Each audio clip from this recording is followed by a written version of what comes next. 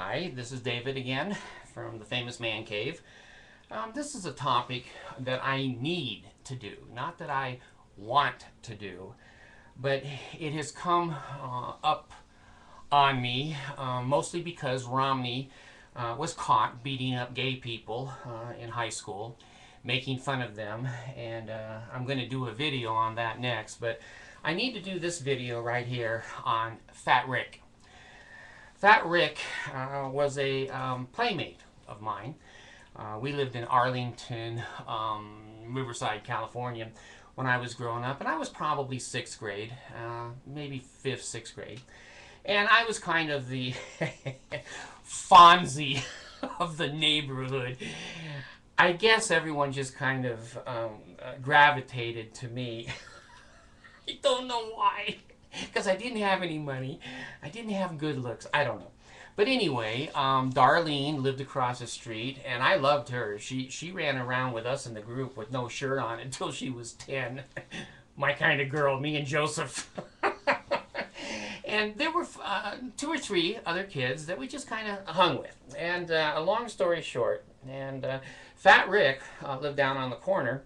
And I didn't know it, but Rick didn't have a father. He had a single mother. Now, this was back in the early 60s. And so life was a little different when you were a single parent back then. Well, Fat Rick was rich. I invited him into the group. I thought, shit, he's one of us. Well, we went up to his little above ground pool one day, and we were all circling in there like hornets to make the centrifugal force so we could float, and it knocked the pool down. And we all ran home, and Fat Rick had to go in and talk to his mom about how his friends screwed his pool up. Well, he had a clubhouse, and I remember I used to stand out in the clubhouse and sing Ricky Nelson songs. Well, Ricky went somewhere. I didn't look. Look, well, I'm still alive, so maybe I did outdo Ricky Nelson. I don't know. But anyway, we had fun over there, and Rick was the kind of a guy I never understood because I was so young. Our family would sit down, and we were a traditional family. We would sit down for dinner, and then we'd look at our window, out the kitchen window, or the dining room window, and here's Rick with his nose against our window. And my dad would just swat him like a fly inside and get out of here. And he'd open the window and say, Ricky, get out of here, get out of here. So Rick would run home scared. And one day, we decided to go hiking. And I love hiking with the girls because when you go in the forest, they're scared. they cling on to you. I still have a 14-year-old. And she, Dad, I want to watch a scary movie. And then she clings to me like a little fly, and I love it. So anyway, we decided to go into the forest. And we were in Michigan. We were living in Midland, Michigan. And there were some trees and some bluffs. And so us kids, I think there was 4 or 5 of us, went on to this adventure. Walking adventure in an Indiana Jones adventure. Well, we were going through the brush, and we were going through the places where the rabbits wouldn't go, as the song used to say.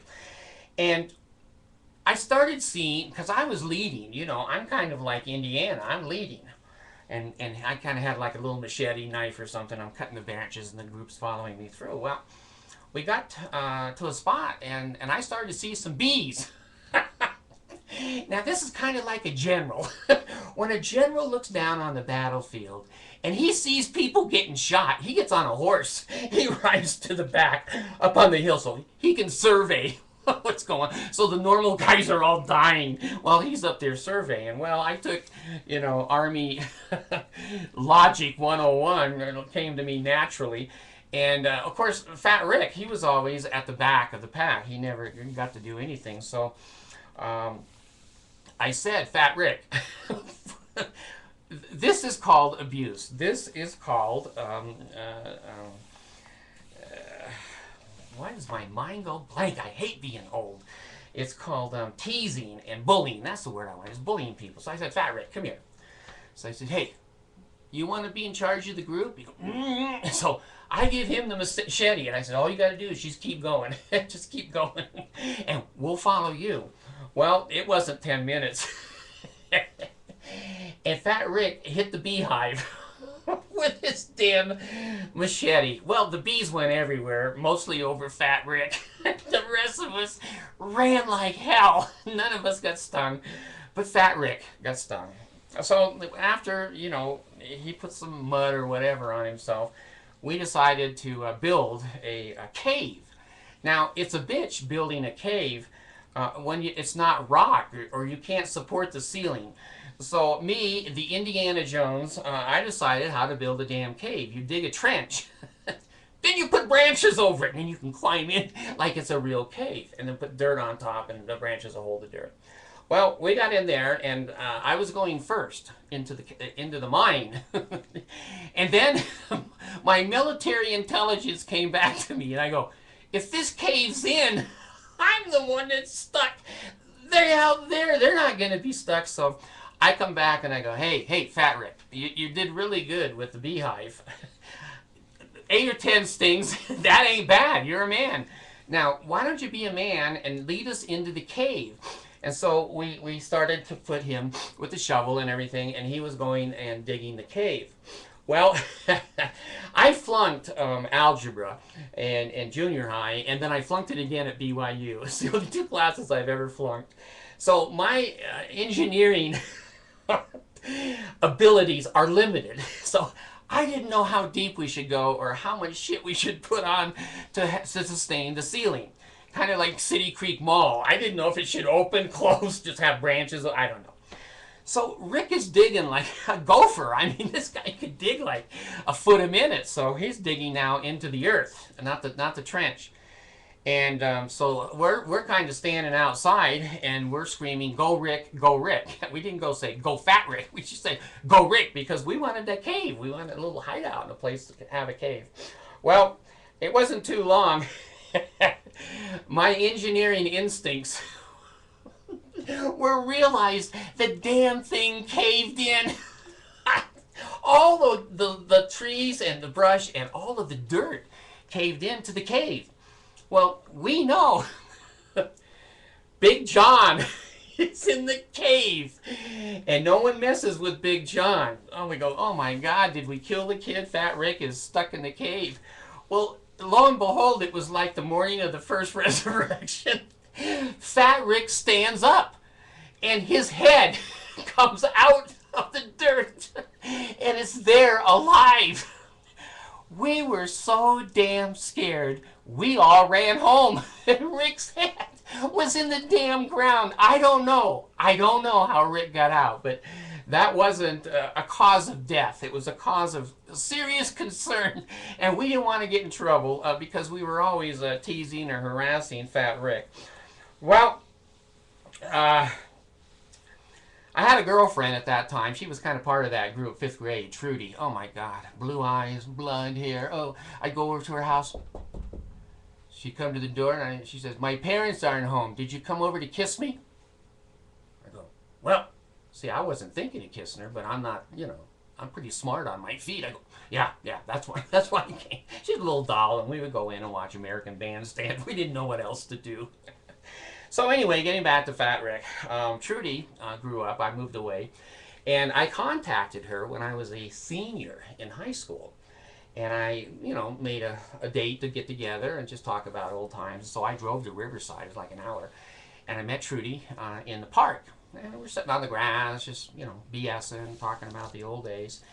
And I happened to say to Trudy, I said, "Hey, whatever happened to Fat Rick? He grow up and get married, do well? What happened to Fat Rick?" And she looked at me pretty serious, and she said, "Well, didn't you hear?" I said, No, I never heard anything about Fat Rick." She says, "Well,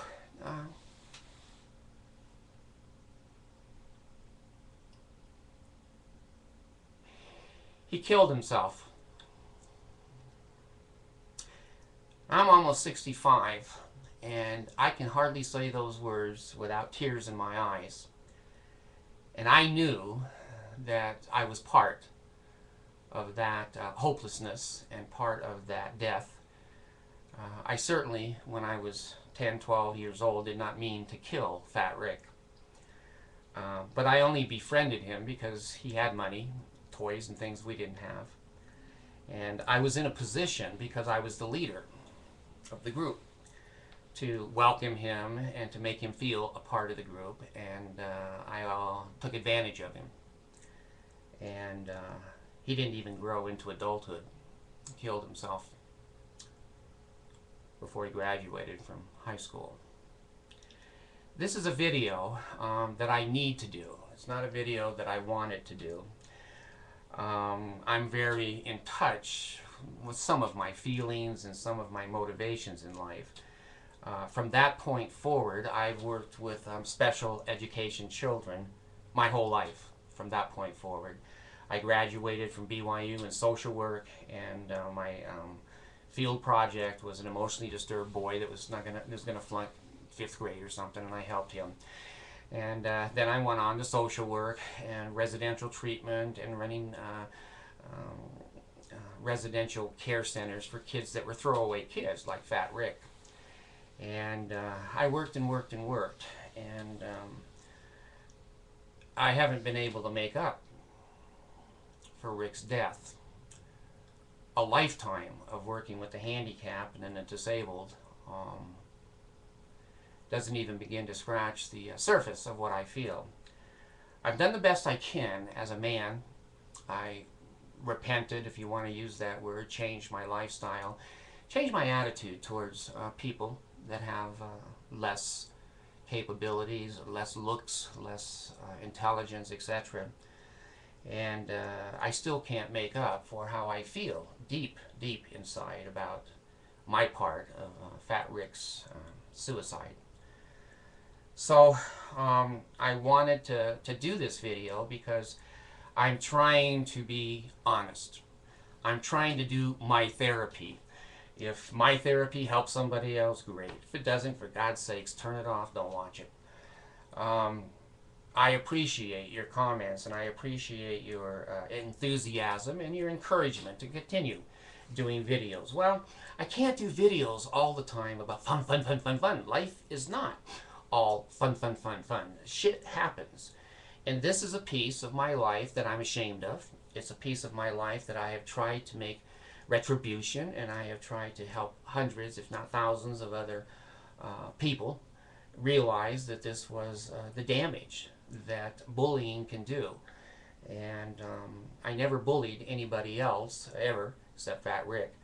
And just my luck, the one that I bully ends up killing himself. So anyway, if in any way this can help you, I adopted, I told you a million times, 2 little girls out of the Philippines, and I knew that my little one, she's 9 now, was ADHD, and nobody else wanted her. And I took her, and I knew what I was getting into. I knew the responsibility, and I knew the medications, and I knew the expense, and I knew the damage she's going to do to the house and her education and special ed. But if it wasn't for Fat Rick, I would have never taken her. I would have never taken her. So if you have a chance, tell your kids about this video. You live with it for a lifetime. It's a little bit like a murder. You can serve time and get parole, but it never leaves your mind. And when I think of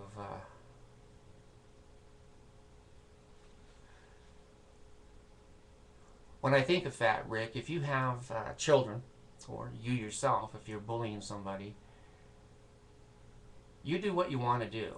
I'm just an ordinary man, and I teased the kid when I was 10 or 11, and he killed himself. And I feel guilty for that. I know I had a part in the reason that he killed himself. So, you know, if you want to tease people and you want to try to feel bigger and better, live your own life. But be careful.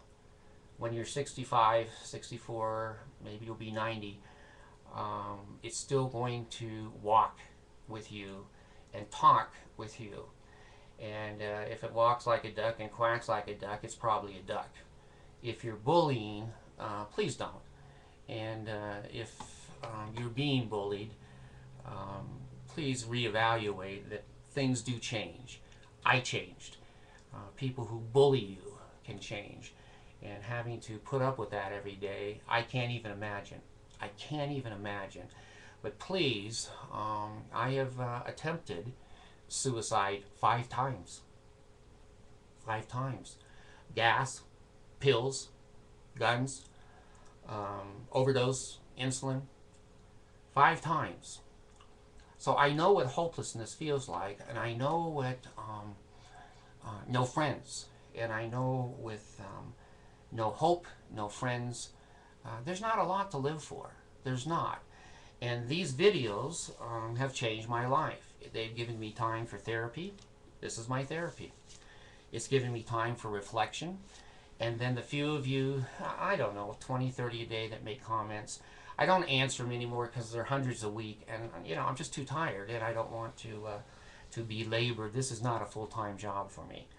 But I want you to know that someday you'll find purpose. Someday you'll find.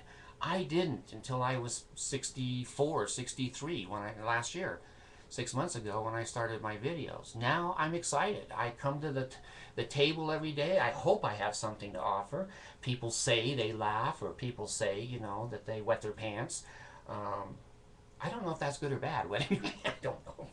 But anyway, please, if you are suicidal, if you are being teased, realize there is another day. You may have to go 5 years, 10 years, but you can do it.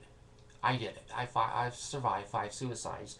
And if there's anything more embarrassing than being made fun of, it's trying to kill yourself 5 times and being an absolute failure. People go, hey, how smart is that guy? I thought 1,100 units of insulin would generally kill a person. Not me. I thought 60 Valium, number 10 Valium, would kill a person. Not me.